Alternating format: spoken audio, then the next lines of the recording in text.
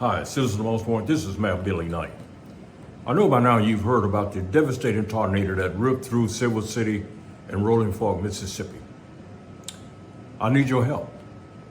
First thing I want you to do is pray for every citizen of those cities. They are devastated now, going through this disaster that just wiped out their communities. And the second thing I want you to do is to bring at least one case of water to City Hall, our fire stations, or the Piggly Wiggly. We need to show the people of Silver City and Rolling Fork that we care about them and that we're going to see them through this devastating situation in their lives.